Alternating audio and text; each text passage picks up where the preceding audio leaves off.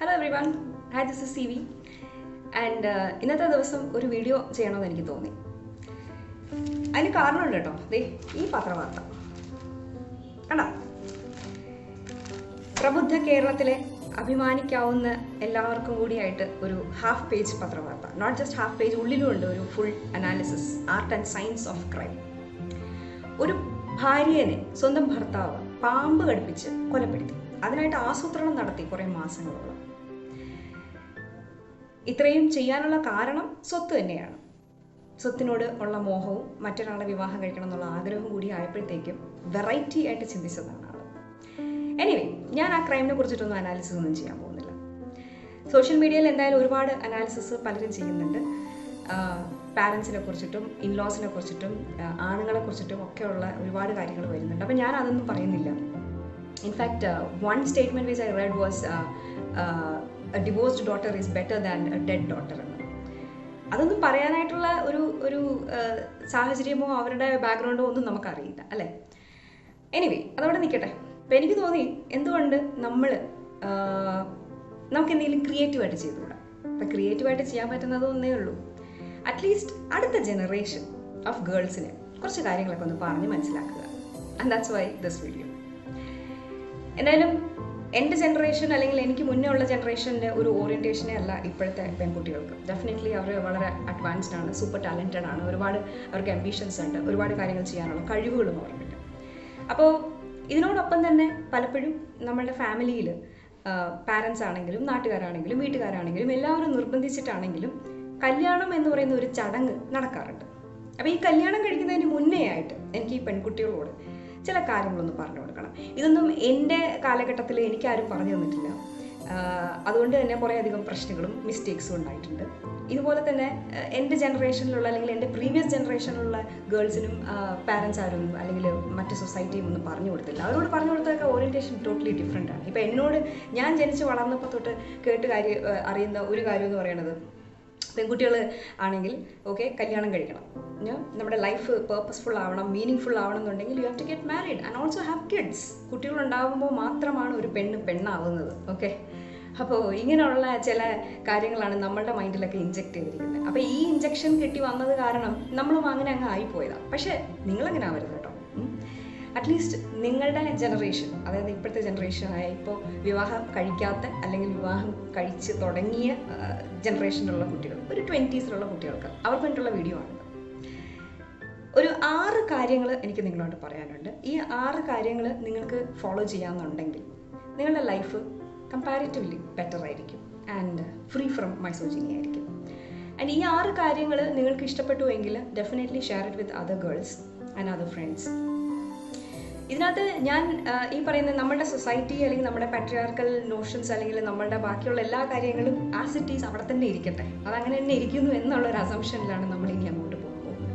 അതിൽ നമ്മൾ ചെയ്യേണ്ട കാര്യങ്ങൾ, അതായത് ഗേൾസ് ആയിട്ട് നമ്മൾ ചെയ്യേണ്ട കാര്യങ്ങളാണ് ഞാൻ പറഞ്ഞുതരാൻ പോകുന്നത്. പോയിന്റ് നമ്പർ 1, നിങ്ങൾ മനസ്സിലാക്കേണ്ട ഏറ്റവും പ്രധാനപ്പെട്ട ഒരു കാര്യമുണ്ട്. ഈ കല്യാണം എന്ന് പറയുന്നത് നമ്മുടെ ജീവിതത്തിൽ മാൻഡേറ്ററി ആയിട്ടുള്ള ഒരു കാര്യമേ അല്ല. അതൊരു ഓപ്ഷണൽ കാര്യം മാത്രമാണ്. ഓക്കെ, കല്യാണം കഴിച്ചാൽ മാത്രമേ നീ ഒരു പെണ്ണാവൂ, അല്ലെങ്കിൽ കല്യാണം കഴിച്ച് കൊച്ചുങ്ങളുണ്ടാക്കിയാൽ മാത്രമേ നീ ഒരു പെണ്ണാവൂ എന്നുള്ള ഒരു ഡയലോഗൊക്കെ ചിലപ്പോൾ നാട്ടുകാരും വീട്ടുകാരും ഒക്കെ പറഞ്ഞിരിക്കും. But just ignore it. കല്യാണം കഴിക്കേണ്ട സമയത്ത് നിങ്ങൾക്ക് കല്യാണം കഴിക്കാനായിട്ടുള്ള പാകത്തിനുള്ള ഈക്വൽ വാല്യൂസ് ഉള്ള ഒരാളെ കിട്ടുകയാണെങ്കിൽ മാത്രം നിങ്ങൾ കല്യാണം കഴിക്കുക. അതിപ്പോൾ ചിലപ്പം ഏർലി ഇൻ ദ ലൈഫ് ആയിരിക്കാം, ചിലപ്പം 22 വയസ്സിൽ ചിലപ്പോൾ കിട്ടിയെന്ന് വരാം. അതേസമയം ചിലർക്ക് 30 വയസ്സ് കഴിഞ്ഞിട്ടും പറ്റിയ ആളെ കിട്ടാതെ വരാനും സാധ്യതയുണ്ട്. But that doesn't mean that marriage ഇല്ലാത്തത് കൊണ്ട് അല്ലെങ്കിൽ കല്യാണം നടക്കാത്തത് കൊണ്ട് നിങ്ങളുടെ ലൈഫിൽ പേർപ്പസ് ഇല്ല എന്ന് വിചാരിക്കരുത്. നിങ്ങളുടെ ലൈഫിൻ്റെ പേർപ്പസ് എന്ന് പറയുന്നത് മാരേജിലല്ല ഡിപ്പെൻഡൻറ്റ്. ഇതാണ് പോയിന്റ് നമ്പർ 1. പോയിന്റ് നമ്പർ 2, ഇത് കല്യാണം കഴിഞ്ഞതിന് ശേഷമുള്ള കാര്യമാണ്. കല്യാണം കഴിഞ്ഞു കഴിഞ്ഞാലും പല പെണ്ണുങ്ങളുടെയും ഒരു ചിന്താഗതിയാണ്, എനിക്കിപ്പോൾ ഒരു ഭർത്താവുണ്ട്, എനിക്കൊരു കുടുംബമുണ്ട്, so I am responsible for it entirely. Okay, ഈ ഭർത്താവിൻ്റെ നന്നാക്കി എടുക്കൽ, ഈ ഭർത്താവിൻ്റെ എല്ലാ ചീത്ത കാര്യങ്ങളും ശരിയാക്കി എടുക്കുക എന്നുള്ളത് എൻ്റെ റെസ്പോൺസിബിലിറ്റിയാണ്. ദയവ് ചെയ്ത് ഈ ചിന്തയും എടുത്തു കളയുക. First of all, you are not responsible for a man's food, clothing and sexual needs. ഇതൊക്കെ you are doing it out of love. If you are doing it out of love, it is well and good. If it is not, then it is bad. പല ആണുങ്ങൾക്കും അവർക്ക് സ്വന്തമായിട്ട് ഭക്ഷണം ഉണ്ടാക്കാൻ അറിയാത്തത് കൊണ്ടും അവരുടെ ഡ്രസ്സ്, അവരുടെ ഷൂസ് അയൺ ചെയ്യുക അല്ലെങ്കിൽ തുടയ്ക്കാനും ഷർട്ട് അയൺ ചെയ്യാനും ഒക്കെ അവർക്ക് മടിയായതുകൊണ്ടും വിവാഹം കഴിക്കുന്നവരാണ്. അതിന് പറ്റിയ ആളല്ല നിങ്ങൾ. ഓക്കെ, സോ നിങ്ങൾ അങ്ങനെ ചെയ്യേണ്ട കാര്യമില്ല. പിന്നെ of course I don't have to tell you much about sexual needs. Nowadays women are little more empowered and little more able to say their requirements. അതുകൊണ്ട് തന്നെ ഫോഴ്സ്ഡ് ആയിട്ടുള്ള ഒരു മാരീഡ് ആണ് എന്നതുകൊണ്ട് മാത്രം ഫോഴ്സ്ഡ് ആയിട്ടുള്ള ഒരു സെക്ഷൽ ആക്ടിവിറ്റിക്കും നിങ്ങൾ നിർബന്ധിക്കേണ്ട, നിങ്ങൾ വഴങ്ങേണ്ട കാര്യമില്ല. Okay, so that is number 2. Number 3, money matters. Money മാറ്റേഴ്സിൽ ഇപ്പോൾ ഡൗറി എന്ന് പറയുന്ന സാധനം നമ്മുടെ കൺട്രിയിൽ ഇല്ലീഗലാണ്. ഓക്കെ, അത് നിരോധിച്ച കാര്യമാണ്. പക്ഷേ ആക്ച്വലി എന്താ സംഭവിക്കുന്നത്, ഈ കൊടുക്കൽ വാങ്ങലൊക്കെ ഇഷ്ടംപോലെ നടക്കാറുണ്ട്. കല്യാണ സമയത്താണെങ്കിലും പെൺകുട്ടികളുടെ അല്ലെങ്കിൽ ആൺകുട്ടികളുടെ പാരൻസ് തമ്മിലൊക്കെ ആയിരിക്കും ഈ കൊടുക്കൽ വാങ്ങലൊക്കെ നടക്കുന്നത്. എന്നിട്ട് ചില ആൾക്കാരുണ്ട് വലിയ കാര്യം ചെയ്യും. കല്യാണം കഴിഞ്ഞ ഉടനെ ഇഷ്ടംപോലെ സ്വർണ്ണവും കാര്യങ്ങളും ഉണ്ടാവില്ല, എല്ലാം കൊണ്ട് ബാഗിൽ ലോക്കറിൽ വെക്കും, വെച്ചിട്ട് ജോയിന്റ് അക്കൗണ്ടിൽ വെക്കും. ഭർത്താവിൻ്റെ പേര് കൂടി ഇരുന്നോട്ടെ, സ്നേഹം കൊണ്ടാണേ. ദയവ് ചെയ്ത് ആ മണ്ടത്തരവും കാണിക്കരുത്. നിങ്ങൾക്ക് നിങ്ങളുടെ ഫാമിലിയിൽ നിന്ന് കിട്ടുന്ന പൈസ, അത് എത്ര പൈസയാണെങ്കിലും, ചെറിയ എമൗണ്ട് ആയിക്കോട്ടെ വലിയ എമൗണ്ട് ആയിക്കോട്ടെ, put it in your account. നിങ്ങളായിരിക്കണം അതിൻ്റെ സിഗ്നേറ്റർ. നിങ്ങൾ വേണം അത് ട്രാൻസാക്ട് ചെയ്യാനായിട്ട്. നിങ്ങൾ അറിഞ്ഞുകൊണ്ട് ഇപ്പം നിങ്ങളുടെ ഫാമിലി ബിൽഡിങ്ങിന് വേണ്ടിയിട്ട്, നിങ്ങൾക്ക് വീട് വയ്ക്കാൻ വേണ്ടിയിട്ട്, അല്ലെങ്കിൽ നിങ്ങളുടെ ഭർത്താവിന് ഒരു സിറ്റുവേഷൻ വന്ന് നിങ്ങൾ കാശെടുത്ത് കൊടുക്കുന്നത്, നിങ്ങളത് സൈൻ ചെയ്ത് എടുത്ത് കൊടുക്കണം. അതാണ് നിങ്ങൾ ചെയ്യേണ്ടത്. ഓക്കെ, പോയിന്റ് നമ്പർ 3 ആണ് money matters. Be very careful with it. എത്രയോ കോടീശ്വരന്മാരായ അല്ലെങ്കിൽ വലിയ റിച്ച് ഫാമിലിയിൽ നിന്ന് കല്യാണം കഴിപ്പിച്ച് വിട്ട പെണ്ണുങ്ങൾ ഒരു സ്റ്റേജ് കഴിഞ്ഞ് അവരുടെ ഭർത്താവുമായിട്ട് മുന്നോട്ട് പോകാൻ പറ്റുന്നില്ല എന്ന് വരുമ്പോൾ സ്വന്തം പൈസ അല്ലെങ്കിൽ സ്വന്തം ഗോൾഡ് ഓർണമെൻറ്റ് ലോക്കറിൽ നിന്നും എടുക്കാൻ പറ്റാതെ മറ്റൊരാൾ ജോയിൻ്റ് അക്കൗണ്ട് ഹോൾഡർ ആയിട്ട് അവർ ചെന്നങ്ങ് ഫ്രീസ് ചെയ്യും. അപ്പോൾ ഈ പെണ്ണ് പെരുവഴിയിൽ നിൽക്കേണ്ട അവസ്ഥയാണ്. ഈ ഒരു അവസ്ഥയിലോട്ടൊന്നും ഇനിയുള്ള ജനറേഷൻ പോകാൻ പാടില്ല. Post covid generation should not do these മണ്ടത്തരംസ്. ഓക്കെ, അതാണ് എൻ്റെ 3rd പോയിന്റ്. ഇനി 4th പോയിന്റ്, ജോലിയുടെ കാര്യം. കല്യാണത്തിന് മുന്നേ നല്ല ജോലിയൊക്കെ ആയിരിക്കും കേട്ടോ. ബിടെക് ആണ്, MBA ആണ്, മറ്റതാണ് മറിച്ചതാണ് അല്ലേ, നമ്മളൊക്കെ പഠിക്കുമല്ലോ, നന്നായിട്ട് പഠിക്കും. പെൺകുട്ടികൾ ഭയങ്കര പഠിത്തമാണ്, പഠിപ്പിസ്റ്റുകളാണ്. അപ്പം പഠിച്ച് നല്ല ജോലിയൊക്കെ മേടിക്കും. കല്യാണം ഫിക്സ് ചെയ്യുന്ന അന്ന് വീട്ടുകാർ പറഞ്ഞു കൊടുക്കും, ഇനിയിപ്പോൾ ജോലി ഒന്ന് റിസൈൻ ചെയ്തു, എന്തിനാണ് ജോലി.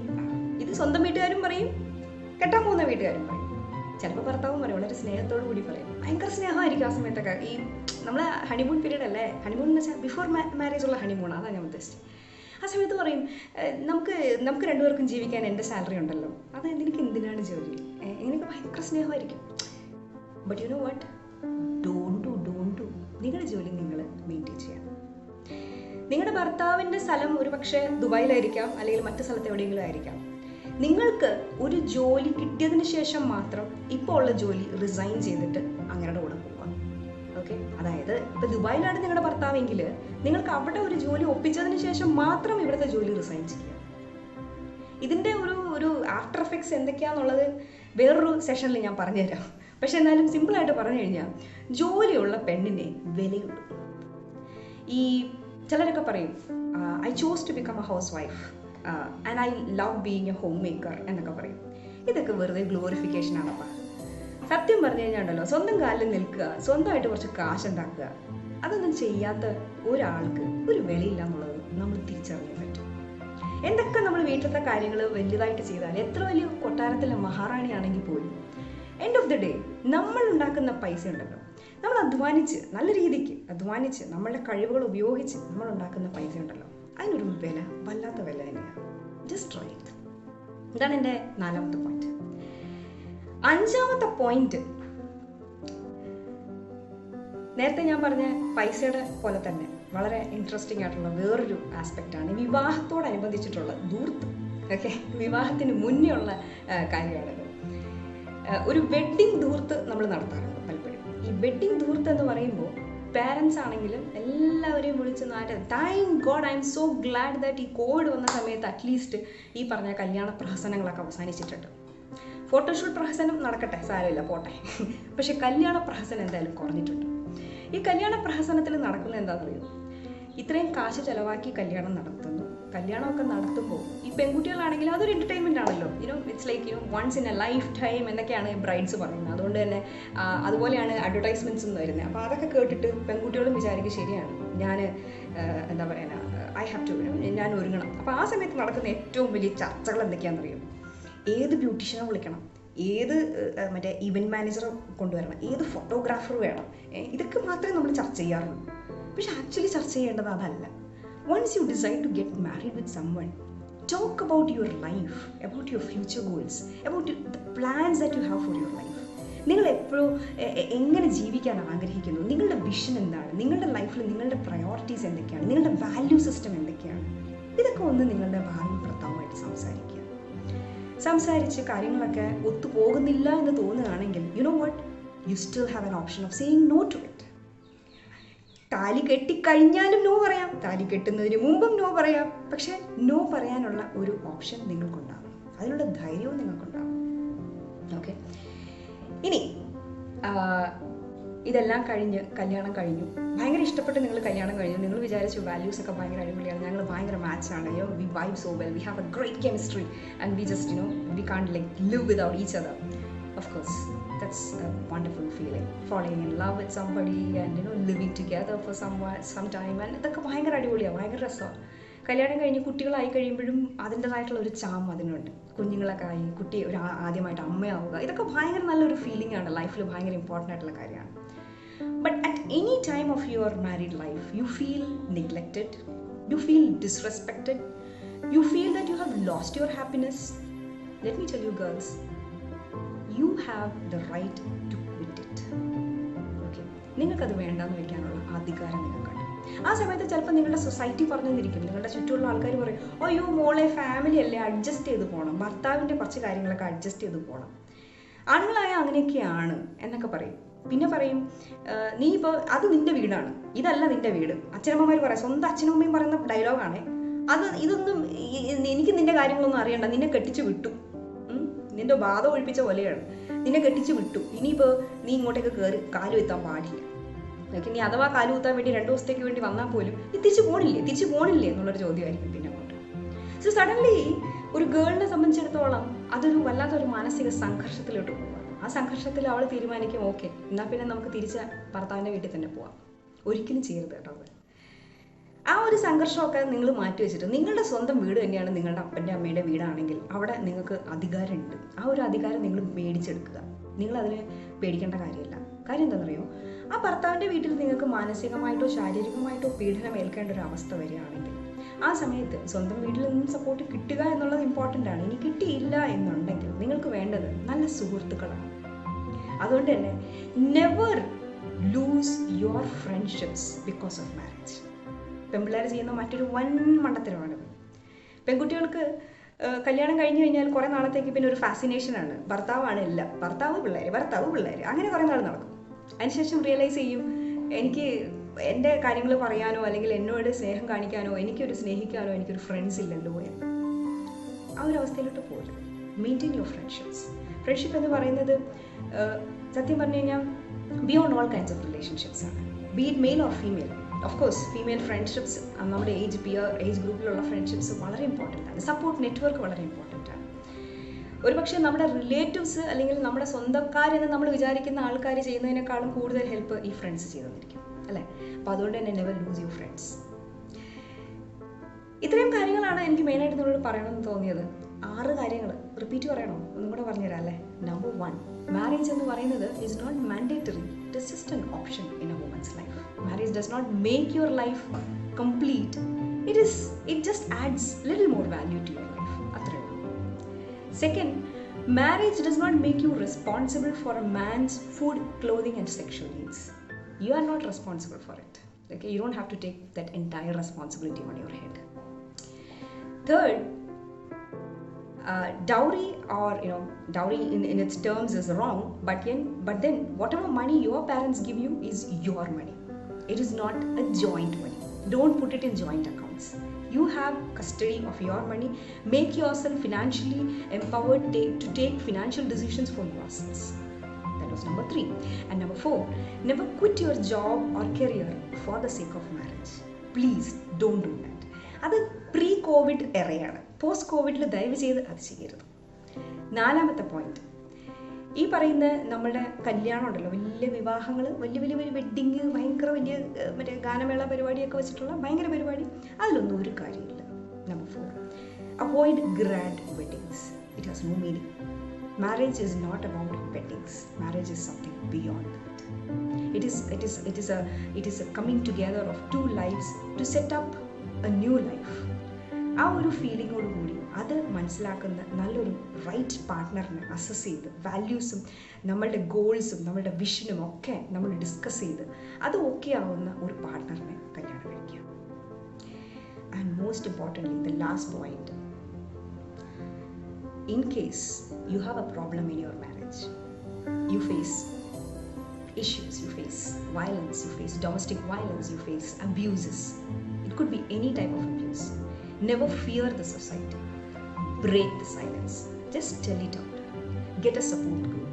Be a part of the support group. എപ്പോഴും ഒരു സപ്പോർട്ട് ഗ്രൂപ്പിൽ ഒരു മെമ്പർ ആവുക, ഒരു അംഗമാവുക. It will help you a lot. Okay? ഇത്രയും കാര്യങ്ങൾ എല്ലാവർക്കും ഒന്നും ദഹിക്കില്ല എന്ന് എനിക്കറിയാം.